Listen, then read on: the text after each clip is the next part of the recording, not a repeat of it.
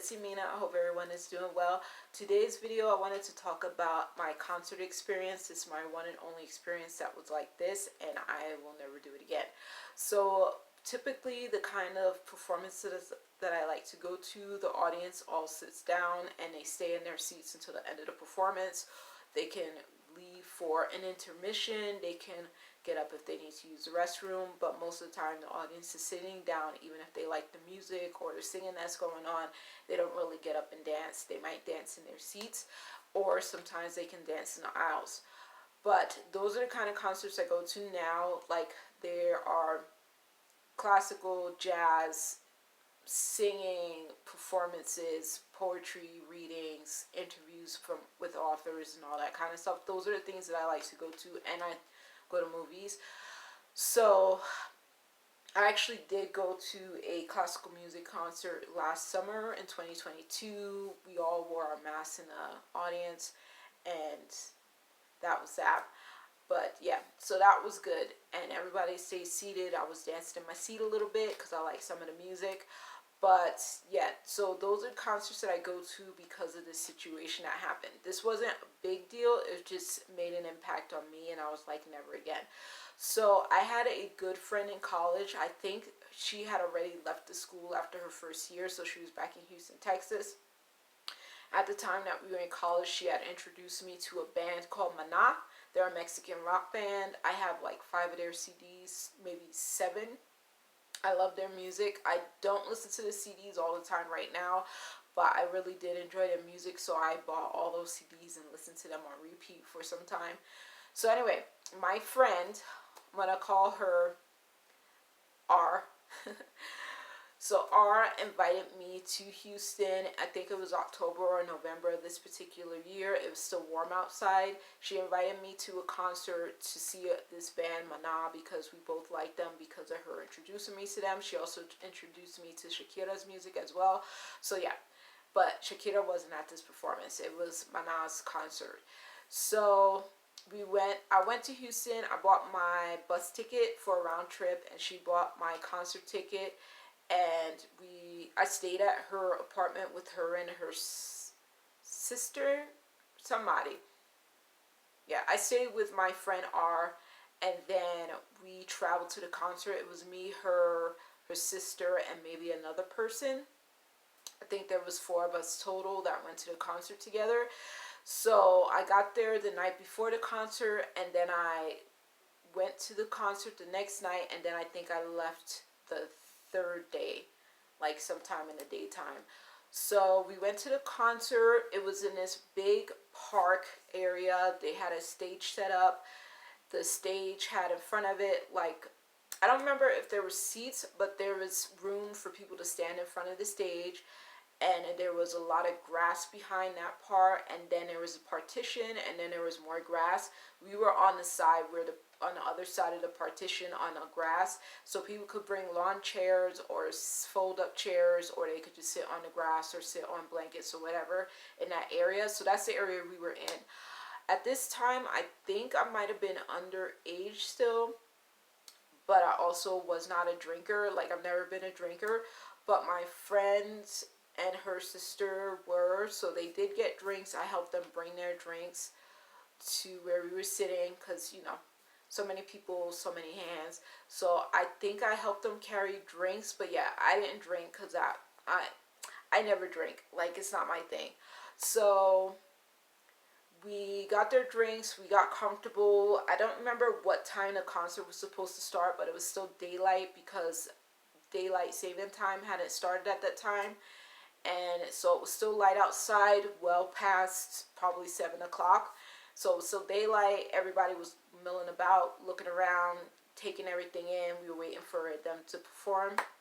And at this point, when I was able to take everything in, I realized that I was the only person at this concert who looked like me. And I don't know about everyone else, but like, pretty sure like African American people know what it's like to be the only person like us in a room or at a venue, to be the only one. And there was no one darker than me.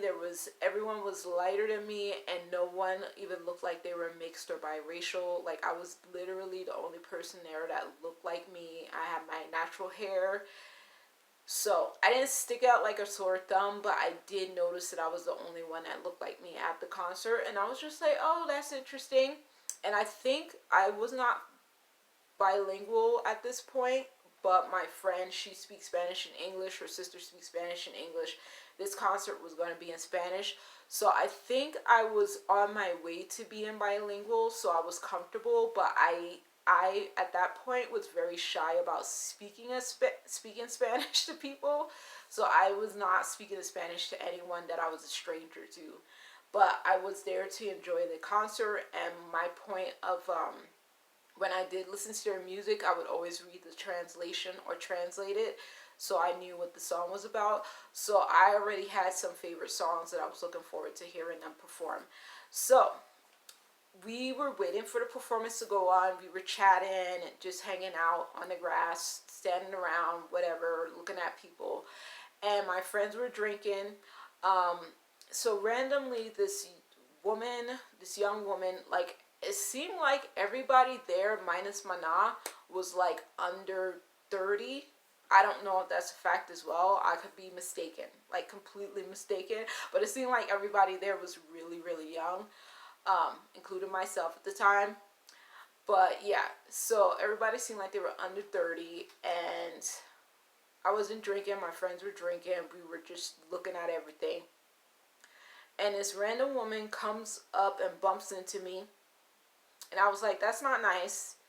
Why is she bumping into me? So I looked at her funny, and then I like ignored her. She bumped into me again, and I was like, is this lady bumping into me on purpose? So my friend R knew what was going on. So she noticed what was going on. So she was like pull me away, and she's like, ignore it, like, don't bother about it, like, ignore it, right? So I was like, okay. So she's just like made sure that I did not interact with this lady again, because the lady was drunk, it turns out, and she was targeting me for whatever reason. I didn't think it was cute. I didn't know if it was racist, but I was like not in the mood, because I've been very particular about my personal space.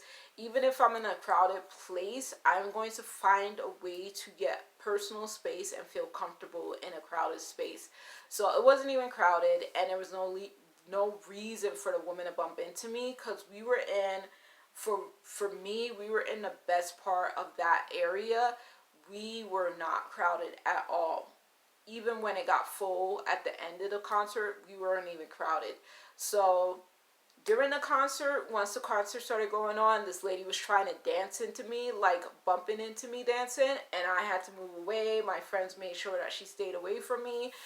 They didn't get in her face or anything, because we were not about that fighting kind of energy, but that lady was about that, and I was just like, this is dumb. So that experience made me never want to go to any kind of concert that was like standing room predominant ever again. Like, I don't want to go to any of them, because I don't have the patience for people being like that. You're supposed to be having fun, even if you're drunk, I guess, but you're supposed to be having fun at a concert with music that you like. Like, why are you trying to pick on someone that you don't know? So I was just like, I don't want to ever experience that again, because I was also not fluent in Spanish at the time. If any other concert I would go to, it would probably be an English concert anyway. But I just did not want to experience somebody being drunk, feeling like they want to pick on me, or just being in a bad headspace, even though they're supposed to be having fun. So I was like, I swore off concerts. That's why I will never go to a country concert, even though like I love like a lot of country music, and I do have some of my favorite performers. I will just never see them live, because I don't have the patience for the potential drama that could start in some kind of arenas or genres of music. I don't want to have to deal with it. So yeah, I have not gone to any other kind of concert because of that one experience. With the Maná concert in Houston, Texas, I was like, never again. I shouldn't have to deal with this. But I've been to plenty of performances that I thoroughly enjoyed, and the people were awesome, the audience was awesome, the performers were awesome, and I had a good time.